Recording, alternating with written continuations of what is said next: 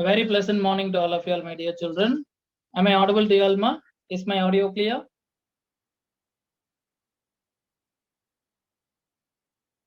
Good morning all. So I hope you all are getting ready for your cycle test. So not the heaviest of all the portions, but it's quite easy. On the whole, we are going to revise it today, and then later on we are going to do it in a very splendid manner. Okay. So let me share my screen for you all right now. So to begin with, we'll start with children's are the poem. Okay.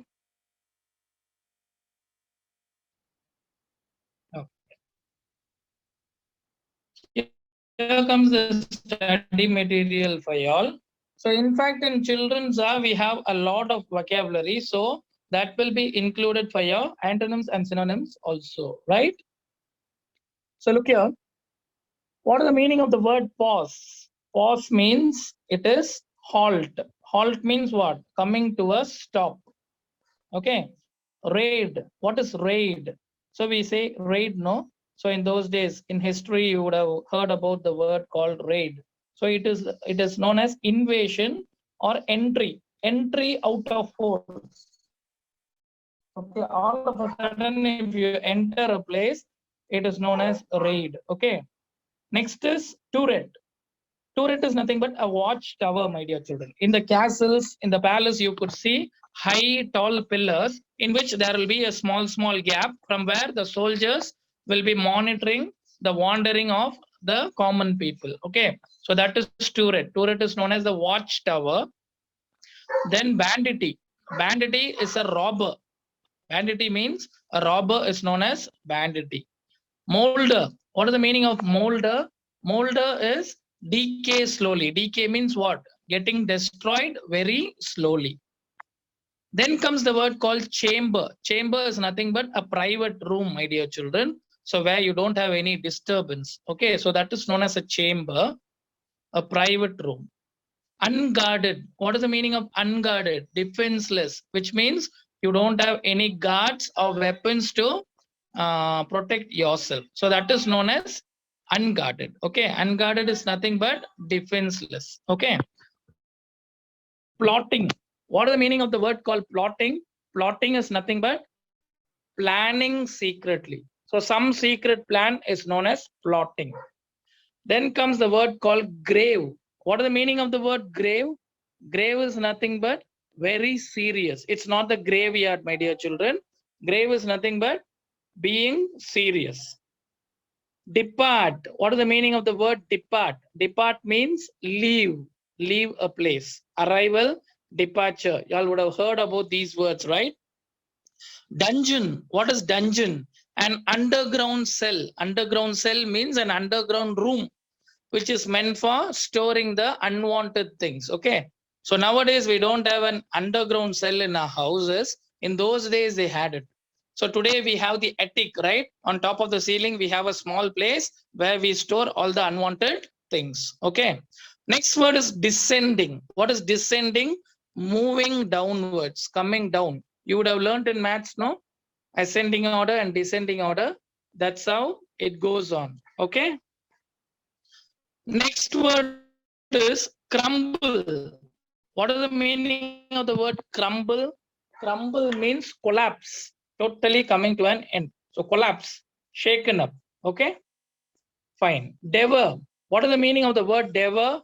Devour is nothing but swallow. Okay, swallow is the word. Next word is entwine. Entwine, we would have heard, no? Wrap. Wrap something or twist around. So twisting around. So if you wrap a gift with a gift wrapper, no, it is like entwine. Okay. Are you able to understand the synonyms alone, my dear children? Just have a look at it. If you'll understand it, we'll go by with the antonyms, right?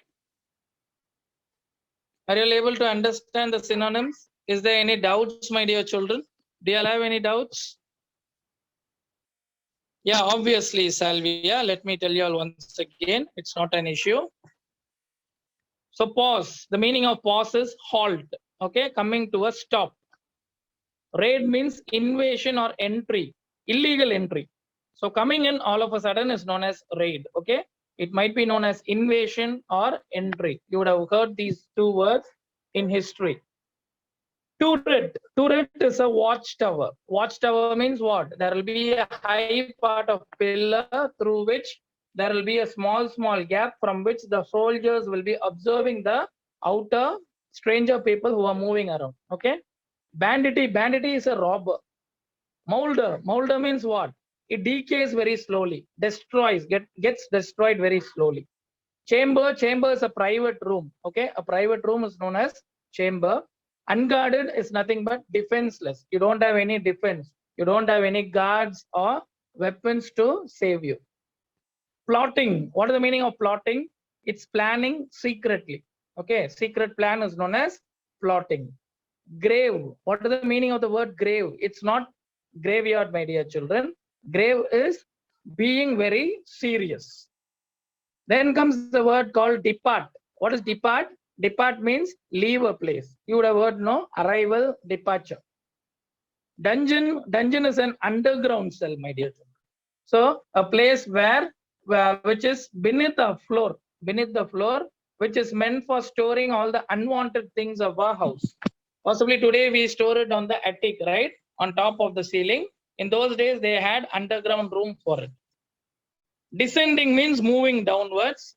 Crumble. Crumble means collapsing something. Devour. Devour is swallow. Swallow something. Entwine is to wrap something, to cover something or twist around. So that is known as entwine. Okay. Are you able to understand? Let's move on to the antonyms part, my dear children. Not all the words consist of antonyms. So look at the word, no? Look at the word pause. What is the opposite of that word? Pause means stop is the meaning. So the antonym is going to be continue. Okay, continue. So raid. What is the antonym of it? Inactivity. Inactivity means not doing anything. Staying at the same position. Turret doesn't have an antonym there. Next word is bandity. Bandity means a robber. What is the exact opposite of it? An honest person. Molder. Molder means something which stinks, which smells very bad. What is the antonym of it? It blossom. Okay, blossom. Chamber is a private room. The antonym of it is a public place. Unguarded, guarded. So there's not going to be that hard. Plotting, planning seriously or secretly. Antonym is going to be innocence. There is no plan at all. So that is the antonym of it, innocence. Grave, the antonym of it is trivial. Trivial means what? Common things. Common things are known as trivial. Depart, arrive. Dungeon doesn't have an antonym.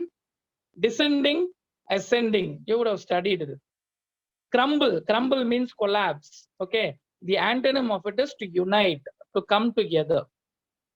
Devour means what? Swallowing something. Sever. Sever means what? The antonym is sever. Sever means just vomiting it, just throwing it out without swallowing it, just spitting it out is known as sever. Entwine means what? Wrap or twist. The antonym of it is straighten something. Straighten. Okay.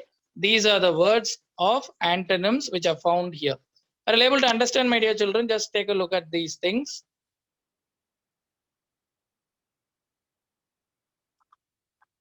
Okay, let's move on to the ERC part. We'll move on to the ERC part. Look at the ERCs which are provided here. Between the dark and daylight, when the night is beginning to lower, comes a pass in days as the children are. Okay. Trivial, not at all considered as important. So that is the meaning of trivial. Okay. So now we have moved on to ERC. Now we are going to look into the ERCs. What does the poet mean by the night is beginning to lower? What is the meaning of the word the night is beginning to lower? He means that the night is just about to set in. The night is just now arrived. So that is the real meaning of it. Okay. What is the children's hour? What is meant as a children's hour? The children's hour is the time between the day, dark and daylight. Between dark and daylight, which is possibly the evening time. You can simply write it as evening time. when the night is just about to set in. When the night is about to come in, possibly the later part of evening is known as the children's hour. Okay. Twilight. Twilight means that's the evening time between 5 and 6 when darkness is about to come. That is the meaning of the word twilight. Okay. What do you mean by a pause in the day's occupation? What is the meaning of a pause in a day's occupation? It means what? The day's work comes to an end. That day's hard work has come to an end. That is what the meaning of a pause in the day. Okay, bring out the alliteration in the first line. Look at the first line. Automatically, you all know well how to pick out the alliterated words. So see, dark, daylight. So D is alliterated there. Okay. What a rhyme scheme followed in the stanza? We all know that. So it's A, B, C, B, right? Lower and hour are the rhyming words. Daylight and occupation has a different sound. So A, B, C, B is the rhyme scheme of it. Are you able to understand question number 1, dear children? Any doubts?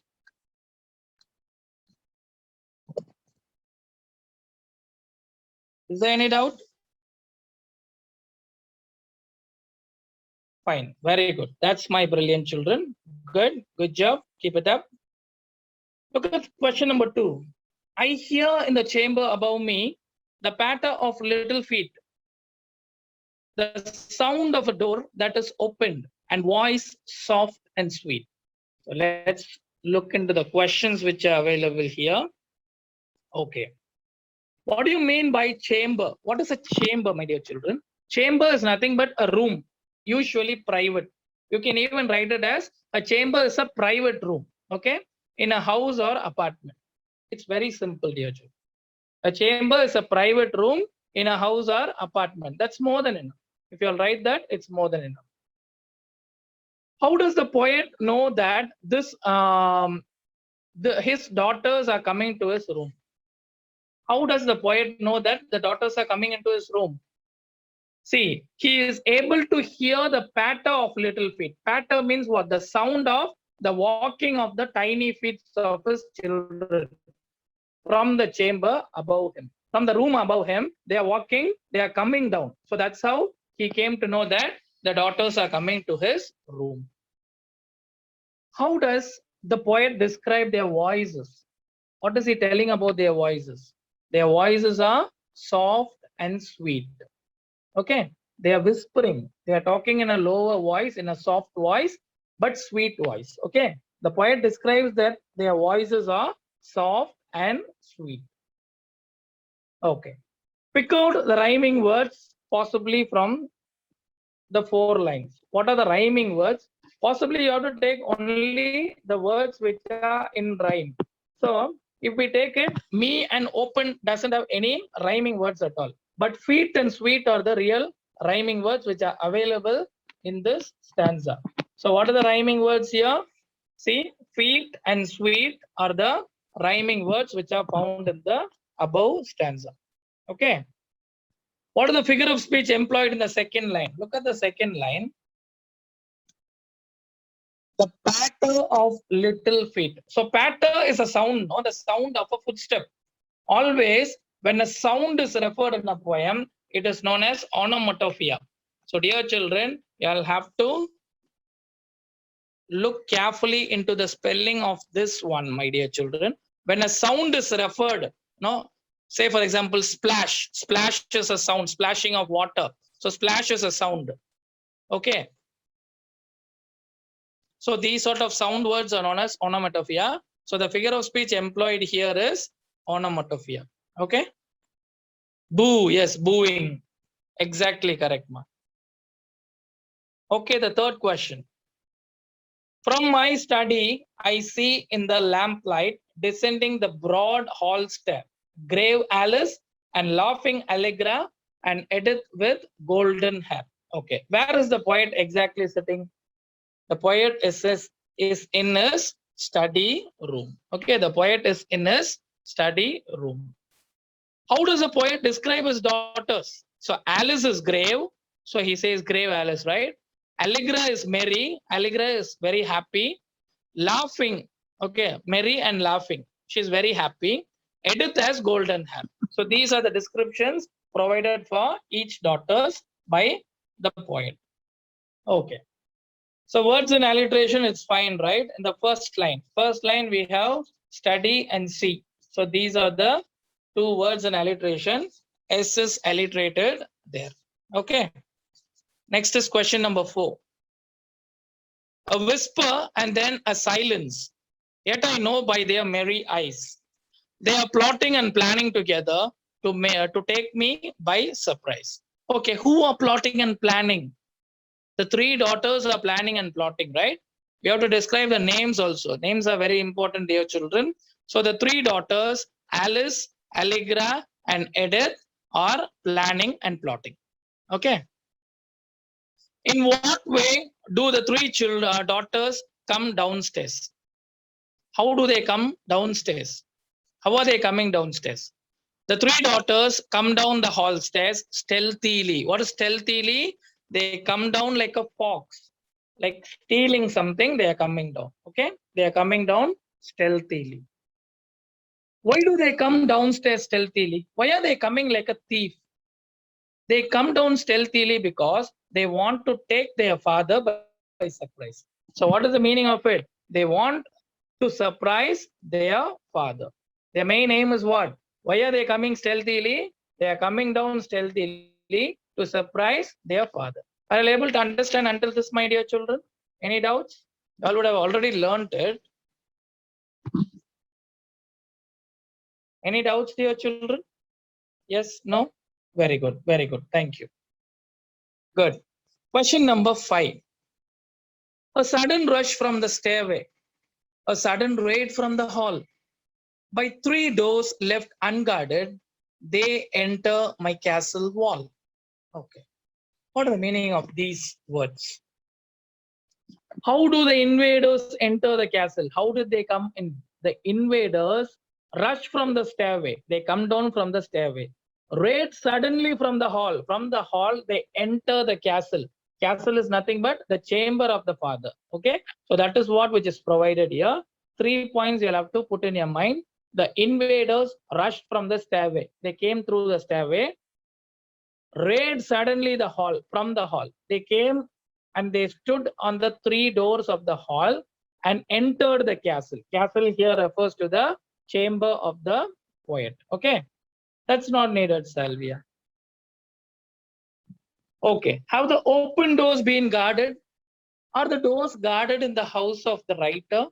No, the doors have been left unguarded. The doors are not guarded at all. Mention the figure of speech employed in the last line. Look at the last line, my dear children. What are the figure of speech entered? See, they enter my castle wall. Castle wall is, castle means what? Castle is like a palace. It's a big building. But here he refers his house to he compares his house to a castle. So direct comparison is metaphor, my dear children. Okay. Castle is the poet's room. The poet's room is compared to be the castle. So metaphor is the figure of speech employed here. Next one. Do you think, oh blue-eyed vanity, because you have scaled the wall, such an old mustache as I am, is not match for you all?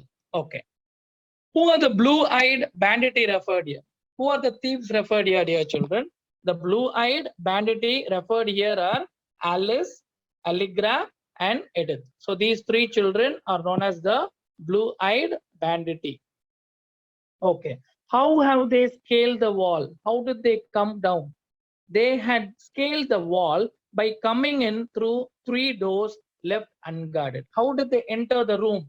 They entered the room. Each one entered through a door. So there are 3 doors. So they entered through all the 3 doors which were unguarded. There were no guards at all there. Okay. Then the C question. What does the speaker wish to convey through the last lines of the extract? What does he try to say to us? The poet wishes to convey that he is aware of all tricks employed by his daughters.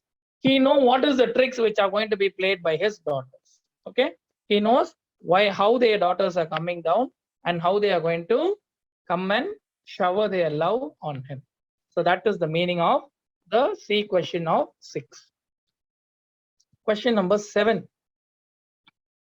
And there will I keep you forever, yes, forever and a day, till the wall shall crumble to ruin and molder in dust way. Okay. Who will be kept there forever? Who will be kept in the heart of the poet forever? The poet's 3 daughters will be kept there forever. What are the feelings of the speaker for the ones he want to keep forever? What feelings he want to share? The poet is overcome by the feelings of deep affection and love. So he has the feeling of deep love and affection. Explain the last 2 lines of the extract in your own words. So last 2 lines, not till the walls shall crumble to ruin and molder and dust away. What is the meaning of those words? The poet wants to keep his 3 daughters in the chamber of his heart till his death. So he wants to keep all his 3 daughters within his heart until his death. So that is the meaning. Okay. Are you able to understand all the ERC, my dear children? Are they easy? Are they easy, dear children?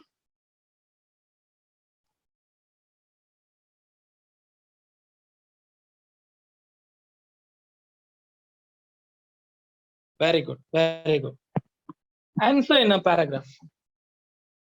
Describe how the poet brings out his affection for the 3 invaders. Mention the images he uses. Dear children, always I have told y'all, whenever you'll start a paragraph, you'll have to start with the title, the name of the poet, and theme. Okay? What is the title of the poem? The Children's Are.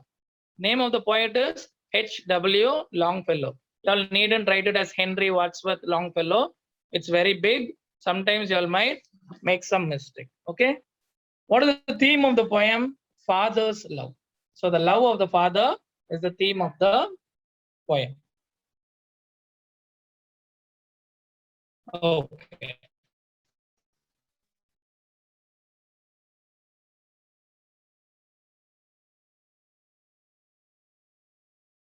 The speaker expresses affection for his 3 daughters through appropriate images. Affection is love and affection on 3, his whole house with a castle. He compares his 3 daughters with thieves. So plenty of images are used there. See, he describes his daughters as Alice is grave. Alice is grave. Alice is serious.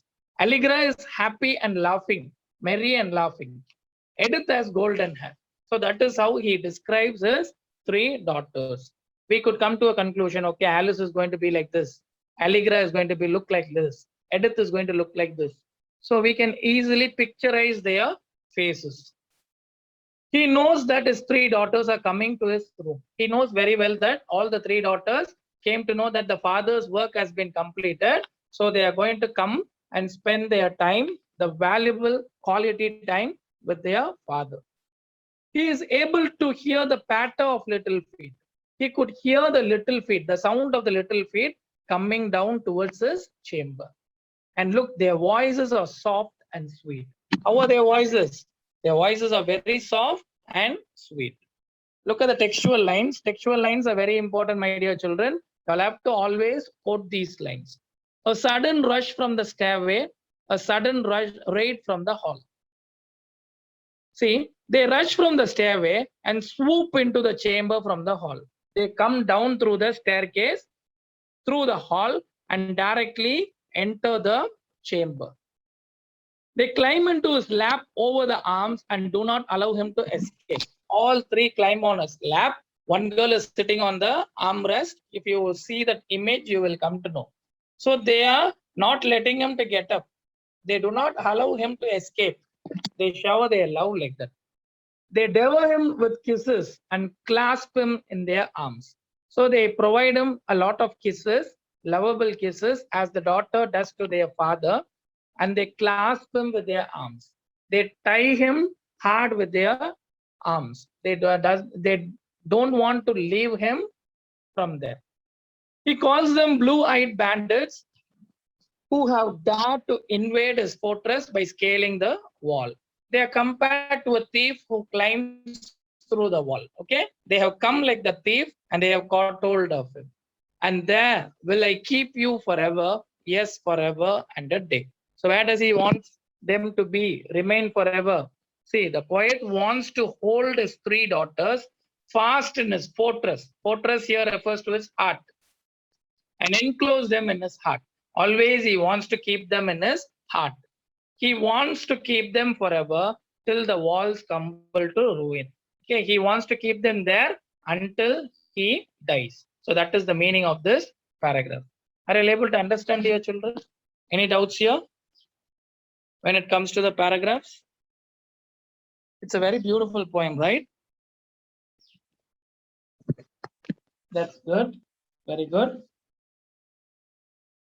Okay, we have 5 more minutes.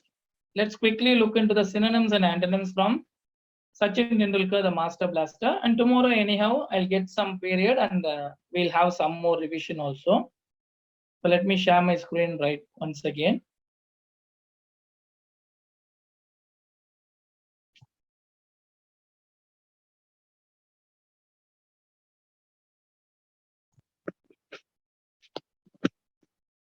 It's not a big prose, my dear children. Look at the glossary part. The synonyms and antonyms we'll discuss together. Emulate. What is the meaning of the word emulate? Emulate is imitate. Try to copy something. What is the antonym of it? Disregard. You don't even care about it. Okay. The synonym is to copy or imitate. The antonym is disregard. The next word is scrutinizing. What is the meaning of scrutinizing? Examining carefully, watching carefully. Okay. Antonym is what? Overlook. Just to have a look and go. That's it. Not deep scanning. Next word is nuances. What is the meaning of nuances? Nuances is nothing but slight difference. Very slight difference. Small changes to be made. The antonym of the word is obvious. Obvious means very clear mistakes. Okay. Slight difference is the meaning and very clear mistake, which means obvious is the antonym. The meaning of transition is change, to change something. Okay. But the antonym is stagnant or still, remaining the same. Okay. Remaining the same is the antonym. So the meaning of transition is change and antonym is stagnant or still. Overawed. Overawed means frightened, being very frightened. The antonym of it is to remain calm. Okay. Exhausted. We all know what is exhausted, right? Being very tired. What is the antonym of it? Being refreshed. Okay. Being refreshed is the antonym of it. Accompanied. Accompanied means going along, went along. What is the antonym of it? Just leaving the place, left it. Okay. So these are the words which you'll have to put in your mind. Okay. Just take a look at it. If you'll have any doubts, please ask me. Do you have any doubts, my dear children? Yes? No? Very good. Sanjana doesn't have any doubt. And many more also. Very good. Ashida, Giona. It's very simple. Compared to the other two cycle tests, the cycle test is very, very simple. Okay?